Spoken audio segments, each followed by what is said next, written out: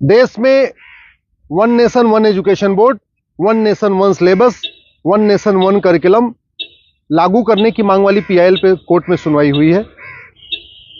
हमने ये मांग किया है कि राइट टू एजुकेशन एक्ट को बदल के राइट टू इक्वल एजुकेशन बनाया जाए और पूरे देश में सिलेबस कॉमन किया जाए।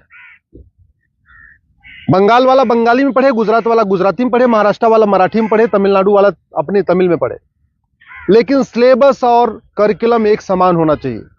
फिजिक्स का, केमिस्ट्री का, मैथ का, जूलॉजी का, बॉटनी का, इंग्लिश का, हिंदी का, संस्कृत का, ये सारे सिलेबस कॉमन होने चाहिए पूरे देश में। और वो इसलिए जरूरी है क्योंकि सारे के सारे कॉम्पिटिटिव जो एग्जाम हो रहे हैं उनका पेपर एक हो रहा है। इंजीनियरिंग का एक ही एग्जाम होता है पूरे देश के लिए, मेडिकल का एक ही एंट्रेंस एग्जामिनेशन होता है पूरे देश के लिए, एनडीए का एक ही एग्जाम होता है पूरे देश के लिए।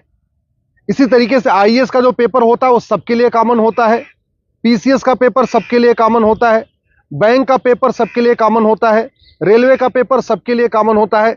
और अब तो यूनिवर्सिटी में एडमिशन के लिए कॉमन जो सीयूईटी हो रहा है वो भी सबके लिए एक पेपर कॉमन है। अब जब एंट्रेंस एग्जामिनेशन का पेपर एक है तो फिर अलग अलग सिलेबस क्यों पढ़ाया जा रहा है? सीबीएसई कुछ अलग पढ़ा रहा है, आईसीएसई कुछ अलग पढ़ा रहा है, यूपी बोर्ड अलग पढ़ा रहा है, बिहार बोर्ड अलग पढ़ा रहा है, बंगाल बोर्ड अलग पढ़ा रहा है।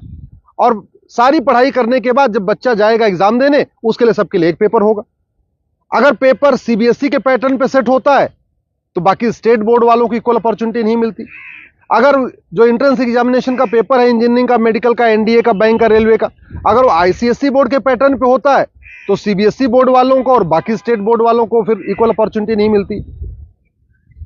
राइट टू एजुकेशन हमारा फंडामेंटल राइट है, इसलिए हमने कोर्ट से ये कहा है कि आप केंद्र सरकार को निर्देश दीजिए, एनसीईआरटी को कहिए एक कॉमन सिलेबस, कॉमन करिकुलम तैयार करे। आज की डेट में जो नवोदय स्कूल है वो पूरे देश में उसका सिलेबस कॉमन है, जो आपका केंद्रीय विद्यालय है उसका सिलेबस भी कॉमन है।